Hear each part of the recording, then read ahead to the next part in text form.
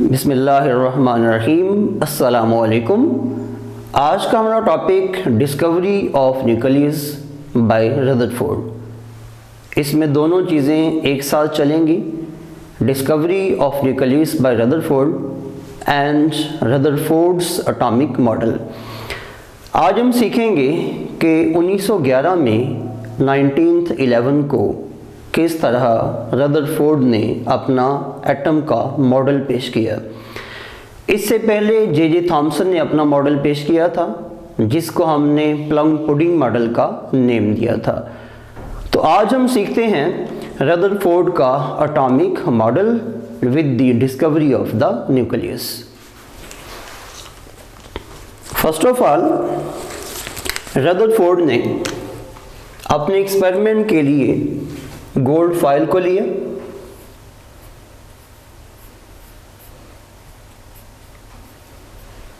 Gold foil, gold जिसका symbol AU होता है केमिस्ट्री में, और इसकी thickness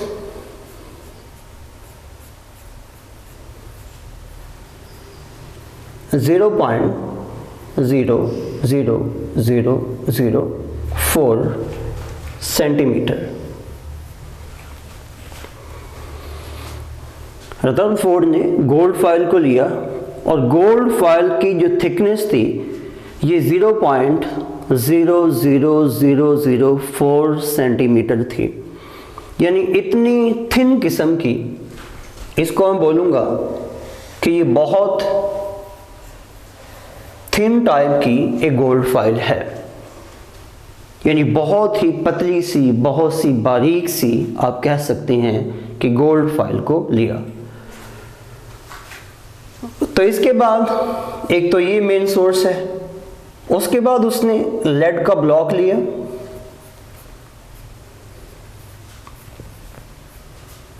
lead block,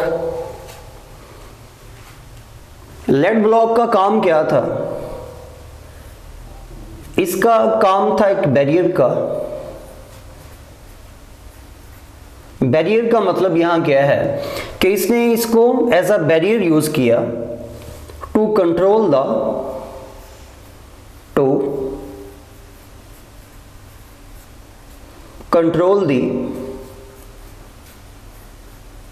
alpha particles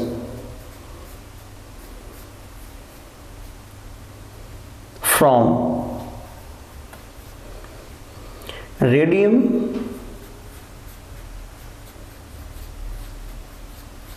and polonium।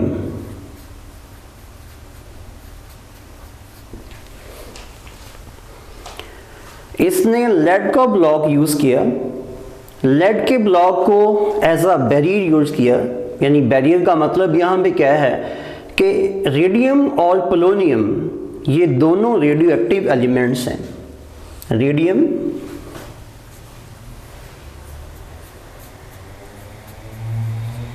And polonium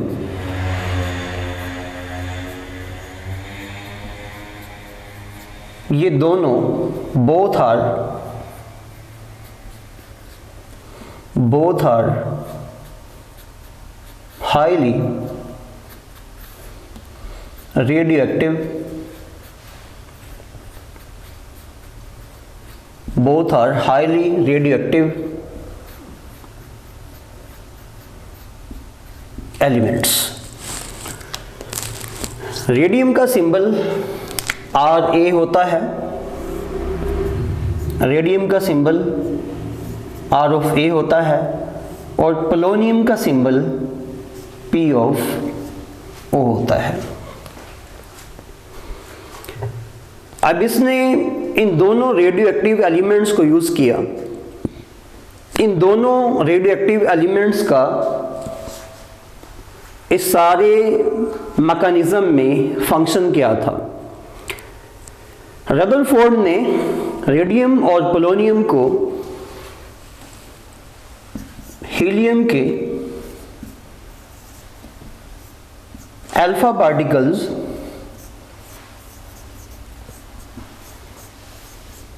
helium के अल्फा पार्टिकल्स यानी nuclei of nuclei of helium को हासिल किया इनसे। यानी अगर हम देखें कि रेडियम और पोलोनियम का फंक्शन क्या था, रदरफोर्ड ने रेडियम और पोलोनियम ये दोनों रेडियो एक्टिव एलिमेंट्स हैं, आप चाहें यहाँ पे रेडियम को यूज़ कर लें, आप चाहें यहाँ पे पोलोनियम को यूज़ कर लें, उसने इन दोनों में से किसी एक को यूज़ किया और इन रेडियो एक्टिव एलिमेंट से उसने हीलियम के न्यूक्लियाई को हासिल किया जो कि अल्फा पार्टिकल्स का रोल प्ले करते हैं। इसके बाद इसने जिंक सल्फाइड की प्लेट को यूज किया। जिंक सल्फाइड की प्लेट का फंक्शन यहां हमने देखना है कि क्या है, कि इसने जिंक सल्फाइड को यहां पे क्यों यूज किया। जिंक सल्फाइड एक ऐसा कंपाउंड है कि जो कि जिंक मेटल और सल्फर की केमिकल कंपोजिशन के बाद बनता है, कि जिसके ऊपर जब भी कोई रेज फॉल करती हैं, लेट्स सपोज कैथोड रेज का टारगेट होता है या anode rays, canal raise, positive raise का टारगेट होता है, या इसी तरह के किसी किस्म के एटम के न्यूक्लियाई जिंक सल्फाइड को टारगेट करते हैं, तो जिंक सल्फाइड एक ग्लो देता है। यानी ग्लो का मतलब यहाँ पे क्या है कि जब भी कैथोड रेज, एनोड रेज मतलब पॉजिटिव रेज, कैनाल रेज, या इस तरह हीलियम की, जैसे हमने यहाँ बात की है कि हीलियम के अल्फा पार्टिकल्स होंगे, जब इस तरह की चीज़ जाके जिंक सल्फाइड को टारगेट करती है तो टारगेट के बाद वहाँ पे एक ग्लो पैदा होती है, एक चमक पैदा होती है। इसका मतलब ये हुआ कि जिंक सल्फाइड हमें कुछ ना कुछ रिजल्ट्स देता है। अब हम आगे देखते हैं, एक्सपेरिमेंट की तरफ चलेंगे। ये सामने जो आपको सेटअप नज़र आ रहा है बेटा, इस सेटअप में इस चीज़ को मैं थोड़ा हाईलाइट करता हूँ। ये सारा एरिया, ये वाला जो आपके सामने ये एरिया है, जिसको मैं यहाँ पे लाइनिंग से शो कर रहा हूँ, ये है आपके पास लेड का ब्लॉक है। ये लेड का ब्लॉक क्या है, मैंने ऊपर लिखा भी है, एक बैरियर का काम देगा।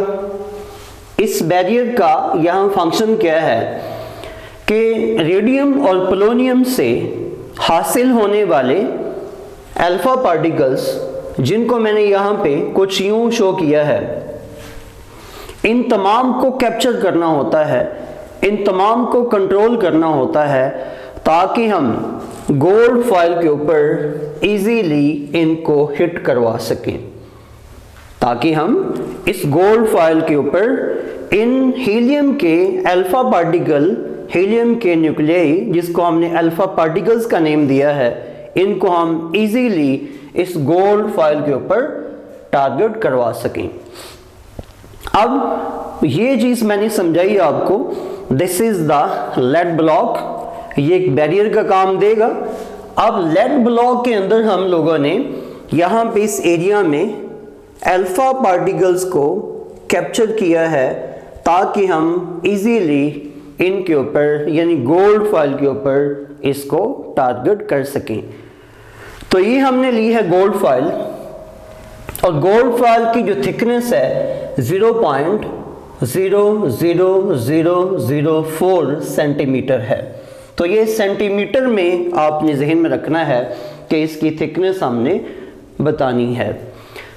अब हम थोड़ा आगे मूव करते हैं कि किस तरह से हम अल्फा पार्टिकल्स को इस गोल्ड फॉइल के ऊपर टारगेट करते हैं, और टारगेट करने के बाद हमें यहाँ से कौन कौन से रिजल्ट्स हासिल होते हैं।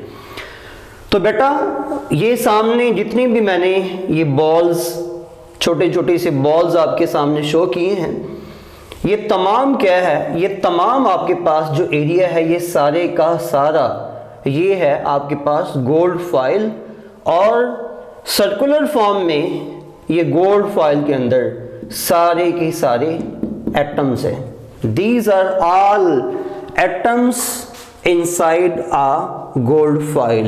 ये तमाम एटम्स हैं जो कि गोल्ड फॉइल के स्पेसिफिक एरिया में पाए जाते हैं। अब हम आगे मूव करेंगे कि जब हम इस गोल्ड फॉइल के ऊपर हीलियम के अल्फा पार्टिकल्स को टारगेट करते हैं तो हमें नताइज कौन से मिलते हैं, और ये काम रदरफोर्ड ने किया था। अभी हम इसको एज अ लेक्चर थ्योरेटिकल इस चीज़ को विजुलाइज करते हैं, इलेबोरेट करते हैं। तो नंबर 1, जब भी आपने यहाँ से हीलियम के अल्फा पार्टिकल्स को गोल्ड फॉइल के एरिया के ऊपर टारगेट करना है तो ये काम होगा एक नैरो रेंज के अंदर। वर्ड यहाँ लिख देता हूँ, नैरो रेंज में होगा ये काम। नैरो रेंज का मतलब कि हमने यहाँ तक इसको कैप्टिवेट किया है, यहाँ तक आपके पास ये सारा क्लोजअप है। इस सारे क्लोजअप में रह के आप लोगों ने हीलियम के अल्फा पार्टिकल्स को टारगेट करना है। तो ये यहाँ पे आप पिन होल भी कह सकते हैं। नैरो रेंज में आप लोग यहाँ पे वर्ड है पिन होल का, आप पिन होल भी यूज कर सकते हैं। इन एक्चुअल अगर नैरो रेंज या पिन होल की हम बात करें, then we shall come to know that about the narrow range and the pinhole, we have a hemisphere or the semi-circular form। ये सारी हमारे पास क्या होगी, एक सेमी सर्कुलर फॉर्म होगी। इसकी छोटी सी आपको मैं एग्जांपल देता हूँ कि गोल्ड फॉइल इन एक्चुअल ये लेड ब्लॉक के सामने किस तरह एज अ टारगेट आपके पास बड़ी है। ये कुछ यूं है कि जैसे आपके पास एक सर्कुलर प्लेट है और उस सर्कुलर प्लेट में आप एक रेक्टेंगुलर फॉर्म में या स्क्वायर फॉर्म में एक पेपर को काटें, उसकी कटिंग्स को लें और उसकी कटिंग एक सिंगल कटिंग को लेके, यूनिट कटिंग को लेके आप उस सर्कुलर प्लेट के सेंटर में रख दें। अब यहाँ पे सर्कुलर प्लेट आपके पास कैसी हो कि जिसकी एक बाउंड्री वाल हो और वो थोड़ी हाइटेड हो, थोड़ी ऊंची हो। इस बात का मतलब बेटा मैं रिपीट करता हूँ, दोहरा देता हूँ कि आपके पास एक सर्कुलर फॉर्म में जैसे एक छोटी सी प्लेट होती है, इस तरह एक ऐसी प्लेट हो कि जिसकी चारों तरफ बाउंड्री वाल हो और वो थोड़ी हाइटेड हो। उसमें आप क्या करें कि उसकी एक छोटे से आमीन के मिसाल के तौर पे मैं रफली यहाँ ड्रा करता हूँ कि फर्ज करें कि ये सर्कल है, तवज्जो देना आपने। फर्ज करें कि ये सर्कल है और इस सर्कल का मैं फर्ज करता हूं कि ये एरिया यहां से मैं रिमूव कर देता हूं। अटेंशन, ये एरिया यहां से मैं रिमूव कर देता हूं। अब ये सारा एरिया, जितना भी ये एरिया आपको नजर आ रहा है सर्कुलर फॉर्म में, ये सारा एरिया ऐसा है कि इसमें ये सारे की सारी जो बाउंड्री वाल आपको नजर आएगी ये जिंक सल्फाइड की बनी है। ये सारी बाउंड्री वाल जिंक सल्फाइड की बनी हुई है। इस तरह आप इसको कोट कर लें, ये जिंक सल्फाइड है। और इसके अंदर आपने क्या किया है, आप लोगों ने इसके अंदर इस तरह से गोल्ड फॉइल को रख दिया है। यानी अब ये समझ लें जैसे मैंने प्लेट की आपको एग्जांपल दी है वैसे ही है। और ये है नैरो रेंज या पिन होल। समझाना आपको मैंने, ये नैरो रेंज है या पिन होल है। तो यहां से इसके अंदर आप लोगों ने हीलियम के अल्फा पार्टिकल्स को टारगेट करना होता है। तो ये आपके पास क्या है, this is the gold foil. ये गोल्ड फॉइल है जो ये आपके सामने डायग्राम की फॉर्म में कुछ यूं हम शो करते हैं समझाने के लिए। इन एक्चुअल केस ये होता है, ये गोल्ड फाइल है और ये सारा जो सर्कुलर फॉर्म में आपको एरिया नजर आ रहा है, ये आपके पास जिंक सल्फाइड का एक आउटर बैरियर है जो हमें ये बताएगा कि कौन कौन से पार्टिकल हीलियम के अल्फा पार्टिकल हैं जो गोल्ड फाइल के साथ आके हिट करते हैं और हिट करने के बाद कुछ पार्टिकल डिफ्लेक्शन देते हैं, डेविएट होते हैं, कुछ रीबाउंस होते हैं, रीबाउंडिंग उनमें आती है और कुछ बिल्कुल 180 के एंगल पे आप कह सकते हैं कि सीधे निकल जाते हैं, कुछ 180 के एंगल पे वापस आ जाते हैं, कुछ 30 के एंगल पे डेविएट करते हैं और कुछ 45, कुछ 60, कुछ 75, कुछ 90, इस तरह से उनके अंदर एक डिफ्लेक्शन पैदा होती है after colliding with the AU यानी गोल्ड फाइल या गोल्ड प्लेट। अब हम आते हैं जी, ये तो मैंने इन एक्चुअल आपको समझाया है कि ये सारा सिनेरियो असल में आपके पास इस फॉर्म में होता है। अब मैं इसको ऐसे ही बने रहने देता हूं और मैं आपको ये चीज समझाऊंगा कि इसमें अब सीन क्या होगा। तो जब आपने यहां से हीलियम के न्यूक्लियाई को इसके ऊपर टारगेट करना है तो इसमें ये चीज आप अभी गौर से देख लीजिएगा कि ये हीलियम का अल्फा पार्टिकल है। अब ये हीलियम का अल्फा पार्टिकल गोल्ड फाइल के ऊपर खुद को टारगेट करता है। अब ये टारगेट कैसे करेगा और आपको रिजल्ट क्या मिलेगा, आपने इस चीज को फॉलो करना है। अब सेकंड की बात कर लो, सेकंड भी आ रहा है इसी तरह से और ये भी क्या करेगा, यहां पे आके फॉल करता है, टकराता है। इसी तरह अगला पार्टिकल है, ये भी आएगा और ये गोल्ड फाइल के ऊपर हीलियम का अल्फा पार्टिकल टकराएगा और हमें कुछ ना कुछ रिजल्ट देगा। अभी मैं समझाता हूं रिजल्ट्स आपको कैसे पॉसिबल हैं जो मिलेंगे यहां से।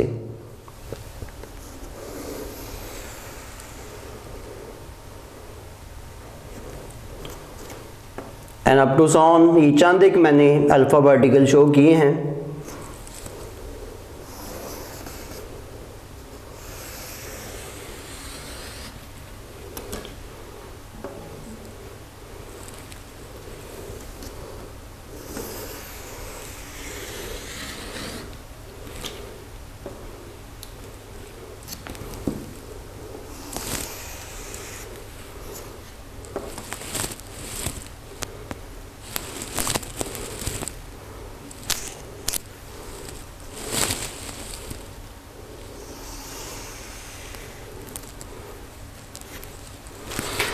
अब बेटा आपने देखना है कि ये पार्टिकल्स हमें यहाँ पे रिजल्ट कैसे देते हैं। ये अल्फा पार्टिकल है, यहाँ से आपने इसको रिलीज किया, टारगेट किया, ये मूव करता है और ये गोल्ड फाइल के एरिया के अंदर एंटर होता है। एंटर होने के बाद ये बिल्कुल सीधा पास करता है और ये यहाँ से बाहर निकल जाता है। इसी तरह ये पार्टिकल हीलियम का न्यूक्लियाई स्ट्रेट मूव करेगा और ये इस एरिया में जब एंटर होता है, एंटर होने के बाद ये यहाँ से डिफ्लेक्शन शो करता है, यानी यहाँ पे आया, टकराया और वापस पलट गया। इस तरह ये पार्टिकल है, जब ये गोल्ड फाइल के इस एरिया में एंटर होता है, एंटर होने के बाद ये भी यहाँ से डिफ्लेक्शन को शो करता है और ये वापस पलट जाता है। इसी तरह ये मुख्तलिफ एंगल्स पे पार्टिकल्स आते जाएंगे, टकराएंगे और कुछ गोल्ड फाइल में से पास हो जाएंगे और बहुत से पार्टिकल्स ऐसे होंगे जो कि गोल्ड फाइल में से क्रॉस कर जाएंगे, सीधा निकल जाएंगे और कुछ पार्टिकल ऐसे होंगे जो कि डिफ्लेक्शन देंगे यानी डेविएट हो जाएंगे, इनहेराफ कर जाएंगे। तो यहाँ ये भी पार्टिकल एज्यूम करता हूँ सीधा निकल चुका है टारगेट करने के बाद। अब ये पार्टिकल है, ये भी डिफ्लेक्शन देगा। इसी तरह बहुत से पार्टिकल हैं, मिसाल के तौर पे कि आपके पास ये पार्टिकल है, ये भी आता है टकराता है और ये भी बाउंस बैक होता है। अब यहाँ पे हीलियम के अल्फा पार्टिकल्स, हीलियम के न्यूक्लियाई अल्फा पार्टिकल जब ये गोल्ड फॉइल पे टकराते हैं और majority of the alpha particle pass through the gold foil without any deflection, बगैर किसी डिफ्लेक्शन पे मेजॉरिटी अल्फा पार्टिकल आते हैं, गोल्ड फॉइल के ऊपर टकराते हैं, टकराने के बाद ये बिल्कुल सीधा पास कर जाते हैं। अब हमने ये देखना है कि जो पार्टिकल बिल्कुल टकराए गोल्ड फॉइल के ऊपर आके और वो सीधा पास कर गए, और वो पार्टिकल जो आए गोल्ड फॉइल पे टकराए और टकराने के बाद वो सीधा पास नहीं किया बल्कि डिफरेंट एंगल्स पे उन्होंने डेविएशन को शो किया, डिफरेंट एंगल्स पे उन्होंने डेविएशन को शो किया। अब इन दोनों बातों में हमने फर्क वाजे करना है। यही दोनों चीजें हमें स्पेसिफिक रिजल्ट्स देती हैं about the discovery of the nucleus. अब बेटा हमें यहां कैसे मालूम हुआ कि पार्टिकल्स आए गोल्ड फॉइल के ऊपर टकराए और हिट करने के बाद ये गोल्ड फॉइल के आर पार निकल गए, अक्रॉस निकल गए, पास कर गए? हमें कैसे मालूम हुआ? यहां पे हमने लगाई होती है गोल्ड फॉइल, जैसे यहां हमने जिंक सल्फाइड की प्लेट लगाई होती है, जैसे हम लोगों ने यहां भी पढ़ा है, सिखाया मैंने आपको। तो अभी मैं यहां पे बना देता हूं कि जिंक सल्फाइड की प्लेट हमें कौन कौन से रिजल्ट्स देती है। देखिए बेटा, यहां हमने जिंक सल्फाइड की प्लेट को कुछ यूं लगाया होता है, जैसे मैंने ये सामने शो किया है। ओके, तो अब जब पार्टिकल सीधे पास करके, मिसाल के तौर पे पार्टिकल आया और ये गोल्ड फॉइल में से क्रॉस करता हुआ यहां आके टकरा गया, ये आता है, ये यहां आके टकराता है। इसी तरह कोई पार्टिकल यहां से पास करेगा, यहां आके टकराएगा, कोई पार्टिकल यहां से पास करेगा, यहां आके टकराएगा, कोई पार्टिकल यहां से आता है, एंड अप टू सोन बहुत से पार्टिकल आते हैं। मेजॉरिटी मैंने बोला था कि पार्टिकल्स ऐसे होते हैं जो कि गोल्ड फॉइल पे हिट करने के बाद सारे के सारे मैक्सिमम क्या करते हैं, वो गोल्ड फॉइल में से पास होने के बाद यहां आके जिंक सल्फाइड की प्लेट के ऊपर टारगेट करते हैं, जिंक सल्फाइड की प्लेट के ऊपर आके टारगेट करते हैं। हमें इन पार्टिकल्स का आना, गोल्ड फॉइल पे हिट करना, टकराना, और कोलिजन के बाद, टकराने के बाद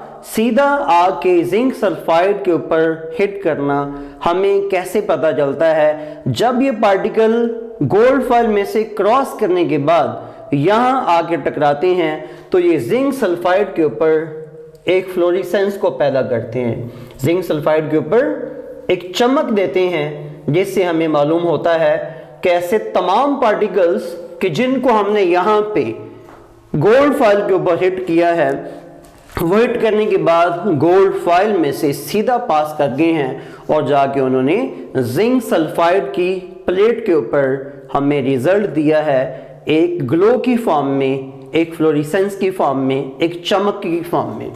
अब हमने रिजल्ट्स की तरफ जाना है। रदरफोर्ड ने बात साबित की है कि ऐसा क्या है गोल्ड फॉइल के अंदर कि जिसमें बहुत से पार्टिकल तो सीधे पास कर गए, उन्होंने किसी किस्म की कोई डिफ्लेक्शन नहीं शो की, और कुछ पार्टिकल ऐसे थे जो डिफरेंट एंगल्स के ऊपर डिफ्लेक्ट हो गए, यानी उन्होंने डिफ्लेक्शन शो की। अब हम आगे चलेंगे। रदरफोर्ड ने बोला कि मैक्सिमम पार्टिकल का टकराने के बाद सीधा पास कर जाना इस बात की निशानदेही करता है कि गोल्ड फॉइल के अंदर सोने का जो पतरा है, गोल्ड फॉइल है, इसके अंदर एटम्स हैं।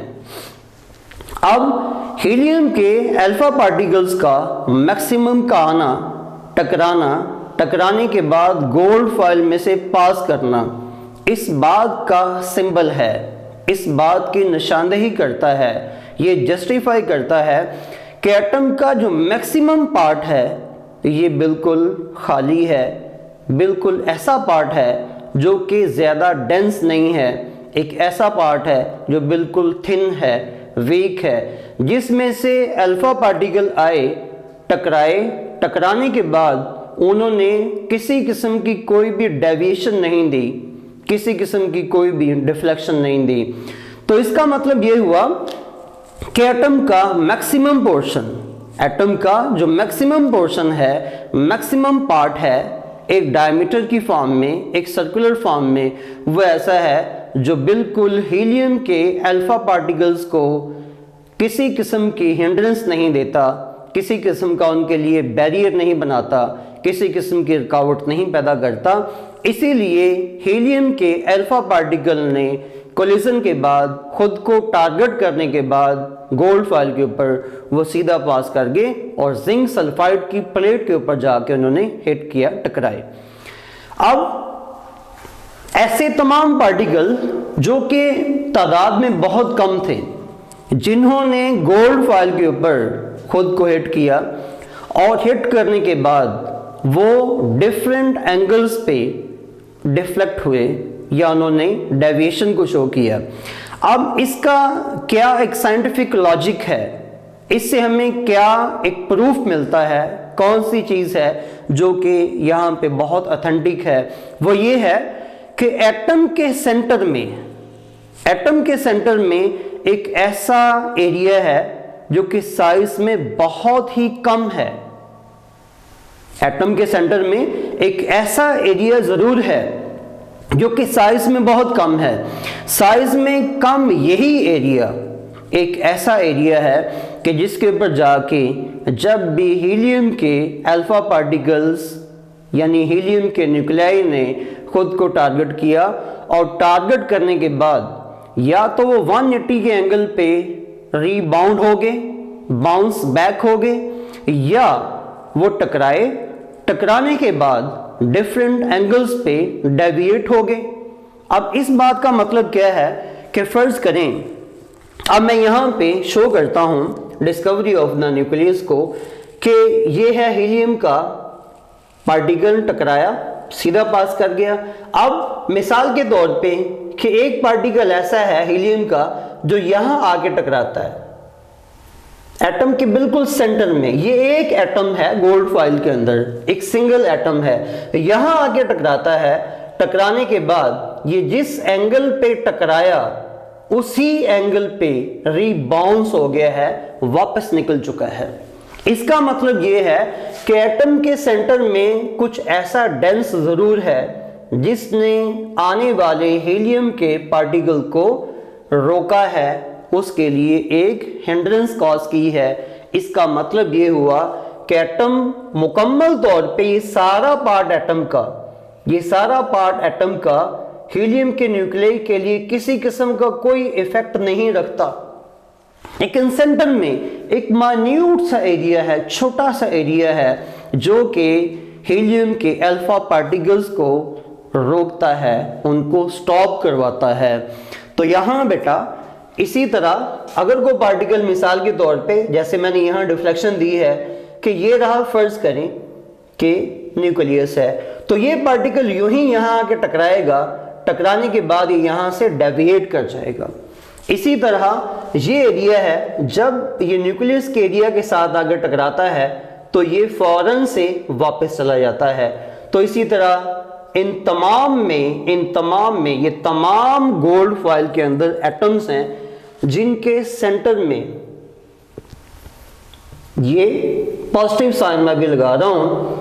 Positive sign is the symbol of the presence of the nucleus inside the center of an atom on which all the alpha particles of the helium targeted on an atom and collided with the center of an atom, and they showed the some deflection with the variable angles। कि उन तमाम ने क्या किया, उन तमाम alpha particles ने जो कि तादाद में बहुत कम थे, उन्होंने एटम के सेंट्रल पार्ट के साथ टकराने के बाद एक डिफ्लेक्शन दी है। This deflection is the presence of the some weighty some dense part inside the centre of an atom. तो इसी से रदरफोर्ड ने जाहिर किया कि एटम के सेंटर में कुछ है जो कि तमाम आने वाले हीलियम के पार्टिकल को स्टॉप करवाता है, ब्रेक करवाता है। This is the Rutherford's atomic model discovery of the nucleus. अब रदरफोर्ड ने, क्योंकि इससे पहले 1911 से पहले इलेक्ट्रॉन्स और प्रोटॉन्स की डिस्कवरी हो चुकी थी, इन दोनों की डिस्कवरी हो चुकी थी, तो रदरफोर्ड ने बोला कि एटम के सेंटर में कुछ ज़रूर है जो कि आने वाले हीलियम के पार्टिकल को एक बैरियर देता है। तो उसने बोला कि ये ऐसा एरिया है जो कि न्यूक्लियस है, और इसमें पार्टिकल्स कौन से हैं, क्योंकि एटम के अंदर दो पार्टिकल्स के ऊपर पहले ही काम हो चुका था, 1886 और 1897। 1886 discovery of the proton and 1897 discovery of the electron. यानी इसके बाद, इन दो के बाद 1911 में इसने रदरफोर्ड ने एटॉमिक मॉडल पे काम किया और डिस्कवरी ऑफ द न्यूक्लियस को एग्जिबिट किया। अब इसका मतलब बेटा ये हुआ कि जब डिस्कवरी ऑफ इलेक्ट्रॉन प्रोटॉन दोनों हो चुकी थी, तो उसके बाद रदरफोर्ड ने अपनी प्रेडिक्शन को देना था कि एटम के सेंटर में कुछ तो ज़रूर है कि जो कि आने वाले पार्टिकल को एक बैरियर देता है। इसका मतलब उसने बोला कि ये दो ही सब एटॉमिक पार्टिकल हैं, या तो इलेक्ट्रॉन्स हैं या प्रोटॉन है। उसने बोला इलेक्ट्रॉन्स तो एटम के सेंटर में नहीं हो सकते, क्योंकि इलेक्ट्रॉन्स के ऊपर चार्ज नेगेटिव होता है। अब उसने बोला कि एटम के सेंटर में कुछ ऐसा ज़रूर है जो कि प्रोटॉन लाइक है या प्रोटॉन है। उसने बाद में यही बात की है कि एटम के सेंटर में प्रोटॉन्स होते हैं और प्रोटॉन्स न्यूक्लियस के अंदर होते हैं। अब उसने अपने एटॉमिक मॉडल की तरफ एक स्टेप लिया। उसने बोला कि अगर मैं अपना यहीं से डिस्कवरी ऑफ न्यूक्लियस के बाद अपना एक एटॉमिक मॉडल पेश करता हूं, तो मैं किस तरह से इसके रिजल्ट्स को दुनिया के सामने पेश करूंगा। तो उसने कहा था कि एटम है, उसके सेंटर में प्रोटॉन्स हैं और इलेक्ट्रॉन्स न्यूक्लियस के बाहर हैं। अब जाहिर बात है कि उसने यहाँ पे तशबीह दी, हमारा जो यूनिवर्स का प्लानिटरी मॉडल है, निज़ाम शमसी है, निज़ाम शमसी के साथ उसने इसको सिमिलर समझा। उसने बोला कि जैसे हमारी ज़मीन सन के अराउंड, यानी हमारी ज़मीन अर्थ ये सन के अराउंड रिवॉल्व करती है, और तमाम प्लैनेट्स एक दूसरे के गिर्द अपने अपने फिक्स ऑर्बिट्स में, अपने अपने मुतय्यन मदार में वो घूमते हैं। इसका मतलब ये है कि अगर हम यहाँ पे इसी प्लानिटरी मॉडल को रिलेट करें, कंपेयर करें किसके साथ, एक एटम के मॉडल के साथ, then we shall come to know that about the moment are the area in which electrons are lying inside an atom. इसका मतलब ये हुआ कि प्रोटॉन तो सेंटर में है, इलेक्ट्रॉन्स क्या हैं इस न्यूक्लियस के यानी प्रोटॉन्स के बिल्कुल अराउंड में हैं। तो यहाँ पे उसने बोला है कि अगर इलेक्ट्रॉन्स एटम के अंदर न्यूक्लियस के बाहर हैं, तो इससे बात वाज़ी होती है कि इलेक्ट्रॉन्स के अंदर भी कोई एनर्जी है, प्रोटॉन के अंदर भी एनर्जी है। इसका मतलब ये है they have an attraction and electrons are attracted by the nucleus, I mean protons electrons को अपनी तरफ पुल करेंगे, खींचेंगे। अब रदरफोर्ड ने ये नहीं बोला कि एटम के अंदर न्यूक्लियस के बाहर कोई फिक्स एक ट्रैक है, एक सर्कुलर पाथ है, यानी इसका मतलब ये है कि उसने ये बात वाज़ेह नहीं की कि एटम के अंदर न्यूक्लियस के बाहर एक फिक्स ट्रैक, एक ऑर्बिट ऐसा है कि जिसमें इलेक्ट्रॉन्स अपने फिक्स ऑर्बिट्स में रिवॉल्व करते हैं। उसने सिंपल यही बोला कि इनका एक एरिया है जिसमें ये मूव करते हैं और वो पाथ फिक्स नहीं है। अब यहाँ पे रिजल्ट्स में मैं आपको क्लियर करता हूँ कि उसने एक्चुअल बोला क्या था। जब रदरफोर्ड ने प्लानिटरी मॉडल से तशबीह दी तो उसने कहा था कि फर्ज करें कि आपके पास ये एक एटम है,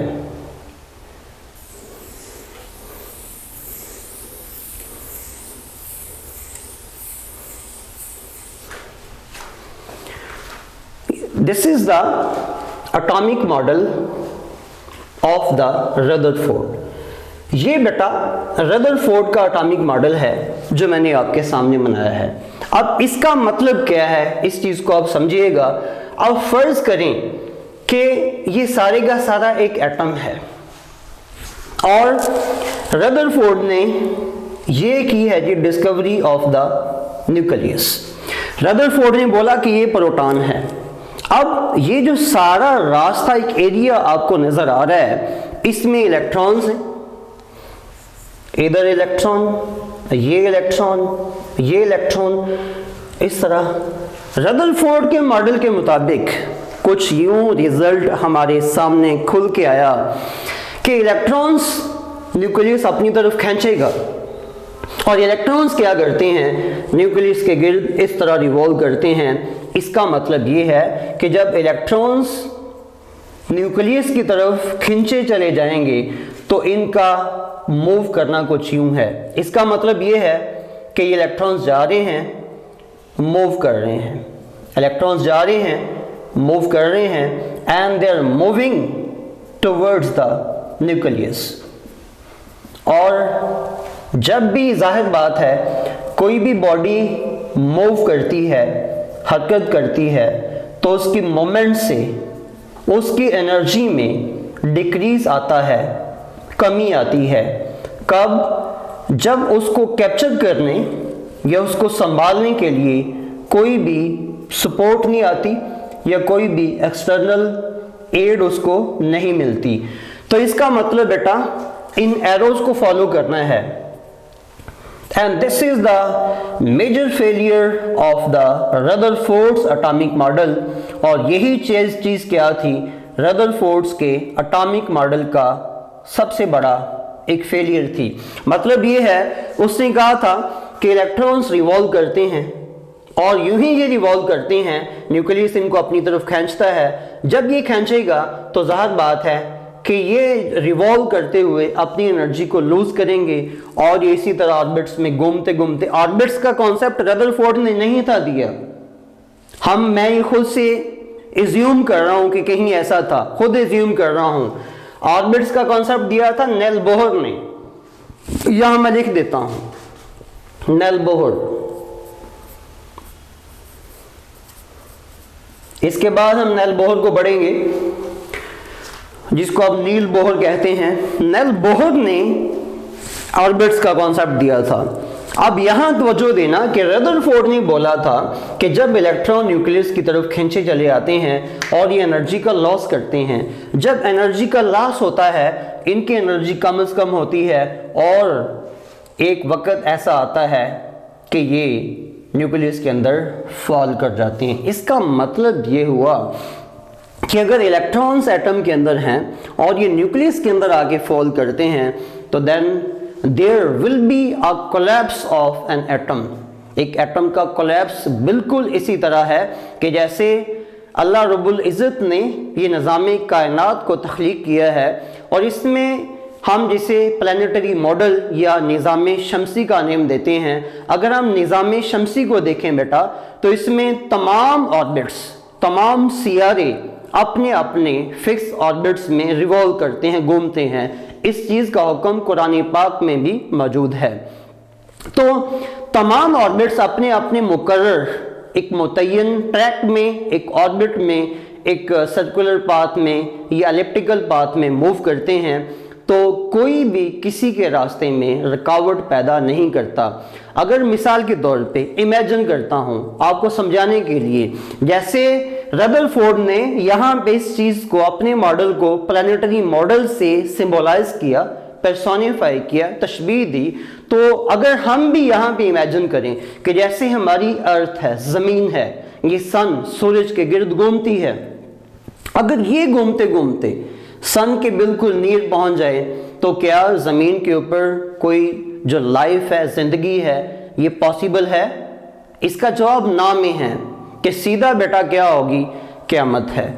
इसका मतलब there will be a collapse और द ह्यूज और the big damage of all the universe, specially our earth and the sun. क्योंकि क्या होगा, एक वक्त आएगा कि अर्थ मूव करती करती सन के पास आती है और दोनों में कोलिजन होता है और हर चीज फौरन से मिलिया मेट हो जाती है। तो लेकिन यहां पे अगर देखा जाए कि ये था फेलियर, रदरफोर्ड का मॉडल नाकाम हुआ, कोलैप्स हुआ। क्यों हुआ? Just due to having this main or the major logic or the reason कि इलेक्ट्रॉन रिवॉल्व करते हैं and they will fall ultimately into the nucleus और ये न्यूक्लियस के अंदर रिवॉल्व करते हुए गिर जाते हैं। बेटा इसके बाद हम पढ़ेंगे प्लांक्स क्वांटम थ्योरी, रदरफोर्ड का एटॉमिक मॉडल आपने अच्छी तरह तैयार करना है। अपना ख्याल रखिएगा, फिर मिलेंगे अगले लेक्चर में। टिल देन अल्लाह हाफिज़।